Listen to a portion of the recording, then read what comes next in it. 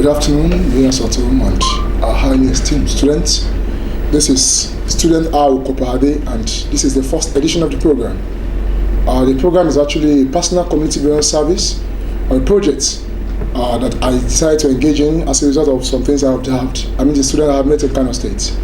Ever since I came to Kano State in November last year, I've met a student that I taught free of charge, and I discovered that despite the performance of the students, that is not very good enough. The problem is not that they're not brilliant. The problem has been that they are not seeing anything ahead after secondary school education. So if there is nothing they are seeing ahead, there is nothing they want to be committed to. That's what I see that has been the reason for their poor performance and low commitment. Therefore, so I decided, okay, what if I organize an academic career mentorship seminar with them, such that I invite several professionals from different fields to speak with them and encourage, together with motivating them, which I had some weeks ago. That's 25th of March, so 2014, in Kano State Library at Amadu Bello Way. Now, but along the line I discovered, all right, about 363 students came for the program and they were really benefited, and I thought that, okay, if we have a forum like this, whereby we'll be on air, it will be a good benefit, reaching a good number of people, even far beyond Kano State. And that is why I have personally committed myself to this kind of program as a personal community learning program under the NYSC, Nigerian National Youth Service Corps in Kano State.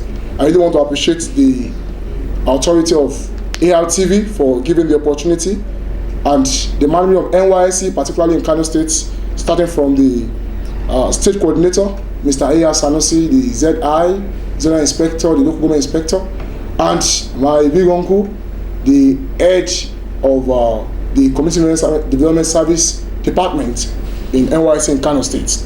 So every week we're going to be having this program on Saturdays between 2 and 3 p.m. Thank you very much. But for this week we will be handling engineering, that is career prospects, areas of focus, areas of academic focus in engineering. And with me here today, I have a guest to do justice to all that, starting from how you should prepare for your academics if you intend to go into engineering, and several areas that will affect us and benefit us as students, particularly in secondary school, hoping to have a future in engineering. With me here is a woman. Well, you want to ask a woman engineer, right? I think she will do justice for all that. Permit me to introduce to you my guest today. Please, you're welcome, ma'am. Thank you. Can you please introduce yourself? In the name of Allah, the Beneficent, the Merciful, peace and blessings of Allah subhanahu wa ta'ala be unto our Prophet, Rasulullah sallallahu alayhi wasallam. My name is Engineer Amina Sallau Aliyu. I work with the Department of Civil Engineering, Kano State University of Science and Technology, Wudil. Thank you. Oh, you're welcome. Thank you very much. We have our students here as live participants, so that we can have a view, and then the mind of students outside there. They will represent the mind of the student outside there. Please, can you introduce yourself and your scope quickly, please? Starting from you. So my name is Sadiq Kabir Aminu from Government School Mariri GSS. Oh, thank you very much. Kano State, Kumbos Local Government. All right, thank you. Sir, my name is Sumar.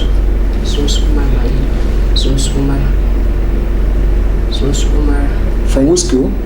Mariri, Kano State. All right. Thank you very much. Can you speak louder, please? My name is Demil Abdelkader Saleh from GSS Mariri Senior Secondary School. All right. My name is Sulaiman Abdullah from GSS Mariri. All right. What about you? My name is Bello Hussein from GSS Hotel. All right. Can we hear from you, please? My name is Dola Sada Abubakar from GSS Hotel. All right. My name is Ibrahim Eshuaib from the GSS Hotel. Oh, thank you very much for being part of the program. We have some of the instructors that came with them. Really appreciate them, and we'll be seeing them towards the end of the program. All right, Ajia, please, can we know more about you? Okay. I've already said my name. I was born in Kano in the year 1976. I started my primary education at Mawang Special Primary School in 1983 to 1988. From there, I went to girls' secondary school formerly known as WTC Kano. From there, I went to Girls Science Secondary School, Jahun, where I did my SSCE. From there, I got admission at Bayero University, Kano, where I read civil engineering. And I also did my master's in Bayero University, Kano, in water resources and environmental engineering. I'm married with 3 kids.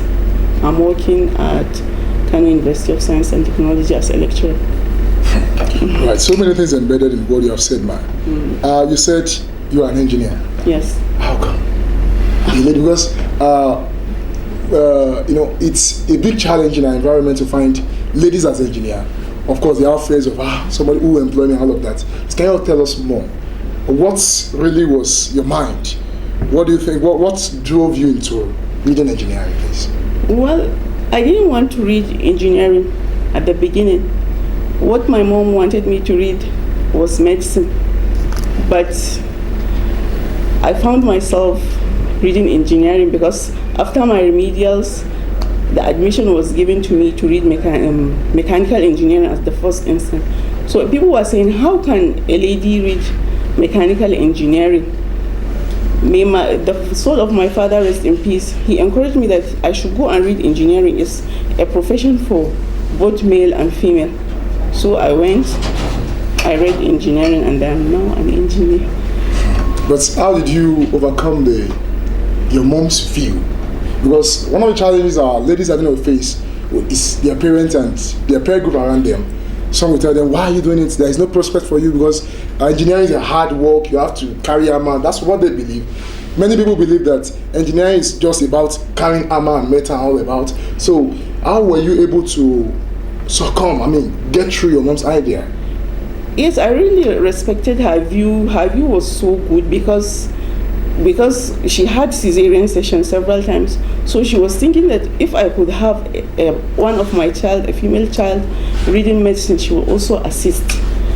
But when my dad explained to her that as an engineer too, she can also help the community and the society at large, she was happy about that. But reading engineering at school was very challenging because during my time, I was staying off campus. So the big challenge I faced was the lectures. I had to leave house very early, like 7 in the morning, because our lectures are 8 to 1. So it was very challenging. I had to leave house very early. After my prayers, some choices, I'll help my mom. Then I will leave for school. After school, by 1, we are through with the lectures, and 2, we start our lab practicals. So it's like lecture throughout the day. After our lab practicals, which closes by 5, sometimes it's some minutes after 5, there's that rush hour to get a cab back home. So it was so challenging. I'll reach home like 7 p.m., sometimes 6:30, 7. So it's so challenging. From there, I had to go through the lab work, report my lab practicals, and also go through the lectures. At times then in the morning, I'll also get up very early. So that hustle was so challenging. But I know ahead of me, because since I'm going to read engineering, I know I have to read very hard. So the reading was not disturbing, but the hustle, the day-to-day hustle was the challenge. All right, thank you very much. You did mention some of the challenges. I read mechanical engineering too in Abafimila University in Ife, and I noticed a particular challenge for ladies. That when we were in part 2, that was in tutorial level, there was a course we had to do drawing. We had to be carrying a drawing board, and then we run skater. And it's not always easy for the ladies. How were you able to overcome that? Yes, or you didn't do drawing your own time? We did drawing. Drawing was general, because in your level 2 you have to do drawing. As I said in my introduction, I was given admission to read mechanical. Because of the challenge, everybody was saying, how can the prospects are not there for you as a lady to read mechanical engineering? So I changed to civil. But with the drawing, we overcome it. It's not a burden. Okay, but you did said now that they said in those years, many years ago now, that there were no prospects for a lady. Yes, that Do was. you still agree with that view? No, I don't. The prospects are there. You can name them now. You have so many ladies lecturing like me, and you have the telecommunication industry is there. You have the oil industry, so many industries, though the economy is not allowing everybody to get job, but still, as an engineer, you can be available anywhere. Right, it's very good. I also observed something when I was in River State on an IT program. There's this company, Slumberger. There was a delegate kid that they sent from Port Harcourt to the village where I was serving, and I was told it was a lady engineer that led them. So, well, I feel that for students, particularly there are ladies, there are many prospects for you. It's in those good old years, they tell you that there are no prospects for ladies in engineering. All right, thank you very much. With that regards, there are some job discrimination, because my friend had that. She went to a consultancy firm, and the person there told her that, see, we don't employ ladies here. So there's that discrimination. You can't say there's no discrimination. There's discrimination. Okay. But even with that, do you think that there are areas that ladies can easily be employed in engineering? Yes, ladies can be employed in any of the areas, because we have seen ladies on site, ladies in like lecturing, academics, in construction companies. I've seen so many of them. So ladies can be employed in any of the areas. All right, that is just to encourage the female students, particularly in Kano State and beyond, that are watching that. They still can go into engineering and make it very well, very, very well. There are prospects for them, there are job opportunities for them. They shouldn't be discouraged, and we hope that they will be motivated. But one question I want to ask before I leave the personalities is this. Okay. I missed your peers when you were on campus. I believe most of them would have been married that time. Yes. How were you? What really motivated you? What about the peer group pressure? We are talking in the class, they are shut up, we are boys. And what was your motivation, particularly to study engineering yourself? One, what encouraged you? What gave you the boldness? Or is it just that because your dad said that there is prospect? And how were you able to overcome the peer group pressure, especially for the male side? The peer group pressure is there, but I have to tell myself that, see, I have to read this engineering. I motivated myself. I create the motivation myself, because then I don't know any female engineer that has graduated, though there were some of them, but because we don't have any career guidance coming to us with female engineers, we don't know. But our challenge is that since we are doing this engineering, we have to do it to the maximum of our ability. The boys are there, they want to bulldoze everything, but still, we still manage to read the engineering. All right, thank you very much. We talked about career guidance for female. Of course, thank God we are trying to do a lot of that now. We've had one, I talked about it, and we hope to have another one very soon. And our point of consideration, one of our point of consideration is also the female, that is to encourage the girl child initiative that the government of Kano State is currently doing. Right, thank you very much on that. And let's now go to the business of the day, ma'am. Okay. Now, what is engineering? Okay. In basic terms, that's almost a primary school people can understand. Okay, we have different definitions of engineering by different authors. But I can say that engineering is the art of applying scientific knowledge in converting natural resources for the benefit of mankind. Application of scientific knowledge for the benefit of mankind. Let me remove the natural resources. Application of scientific knowledge for the benefit of mankind. That's your definition of engineering generally. Yes. Right. Okay. What can we say is the benefit or the duty, responsibility, or the advantages of having engineers in our environment? That is the relevance of engineers. The relevance of engineers in our community cannot be overemphasized. We need engineers everywhere, because here in this studio, if there's no engineer, we cannot air this program. We can have the program, but we cannot air it. So we need engineers in the medical field, day-to-day activity, everywhere, medicine, security, name all aspects of life. You need an engineer there, because it is with engineer that you have all your problems being solved. Right. Thank you very much. Another view of engineering is that some say, I don't know whether I'm correct, some say that engineering is a life solving, a problem solving profession. Yes, a problem solving profession. Can we then say that nearly all professions in the world depend on engineering? Of course, because if you go to medicine, you have biomedical engineers. If you go to aerospace, you have aerospace engineers, you have civil engineers, you have agricultural engineers, different discipline of engineering. So engineers are everywhere. They make life easy and comfortable for human beings. Thank you very much. So then, who is an engineer? Well, an engineer is a person that is qualified by training, aptitude and experience to perform engineering functions. Perform engineering functions? Yes. Right, and we've said earlier that it's not a masculine profession. Yes, engineer is not. That was an olden day belief that engineering is masculine, but engineering is not masculine, because if you look at the developed nation, the Asian tigers, they reach where they are now because of technology. And if you say that it is only the men that will contribute to this technological development, then you are creating a barrier. The ladies also have their own potential. So if you combine the two, you will see us reaching the dreamland. Right. You did mention that the developed nations got to where they are because of their engineering. Yes. So what's your advice, generally, before we move to the next question, to the government towards their commitment to engineering professions?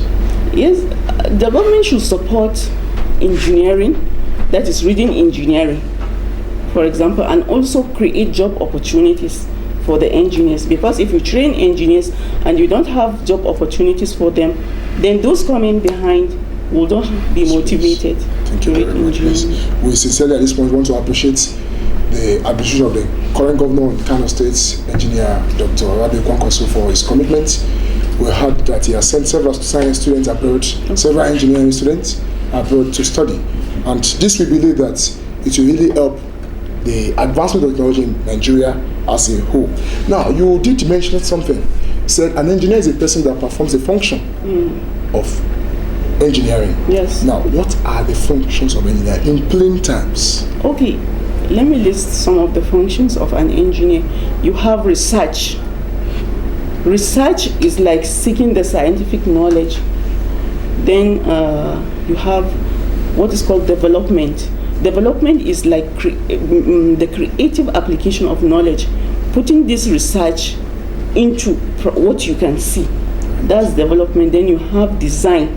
Right. Yes. After the design, you have construction. Construction is like your site layout, your organization of personnel, all what you have. Then you have production. Okay. After production, you also have operation. Then you have management services, because also engineers provide management services. I was even told, we've been saying something recently, engineering economics, engineering accounting. Yes. Does it mean that as an engineer you can still be into management? Yes, you can be into management, because if you are given, if you have your client telling you this is what I have, as an engineer you are trained to have a safe and economically feasible project. You understand what I'm saying? Your project has to be, or you have to satisfy your client's need in economy and safety. You have to match the two. Right. Safety has to be protected, and the economy. Yeah, when you were talking about the functions of an engineer, you did mention something like design, construction, research. Say that myself as an engineering student, I must particularly know details about all those professions. I mean, all those aspects, construction, design, or there are areas of specialization. There are areas of specialization. Those functions I mentioned are in all disciplines of engineering. So depending in which discipline you are, these are your functions in your own discipline. Okay. Yes, okay. You have several disciplines. So on the general level at the university, you study all those courses, but yes. when you are proceeding further, you go to your specification. You go to your specific. Like an engineer, in level 1 and 2, there are general courses. Then in level 3, everybody goes back to his respective department. All right. That is, if you are a mechanical engineer, civil, electrical, agricultural, you go to your department by year 3. But in the first and second year, everything is general. So if like a civil engineer, I will be taught design in my own area. You understand? Construction Okay. in my own area, management in my own area. Likewise, if I'm an electrical or mechanical or agricultural engineer, I will be also taught this research, design, production in my own discipline. All right. Thank you very much for that. Now, our audience are actually secondary school students for now. So, being a secondary school student, okay, let's assume I am in SS2, SS3, or SS1, GSS3, and I want to become an engineer. How? Please go into details. How? Okay. Very simple terms. Well, how to become an engineer is easy if you are ready for it. What you need is 5 basic science courses. You have to pass and pass well. Passing and pass well mean at credit level, because you must have credit in English, mathematics, physics, chemistry, biology, geography, or technical drawing. Okay. You can have physics, chemistry, maths, that's 4, right?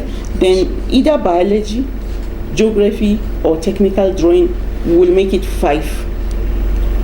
Then after obtaining this ordinary level requirement, you can either have another major criteria, which is the advanced level. The advanced level entails either writing JAMB, which is now UTME. Okay. You write JAMB, and in your JAMB, the courses you are to register.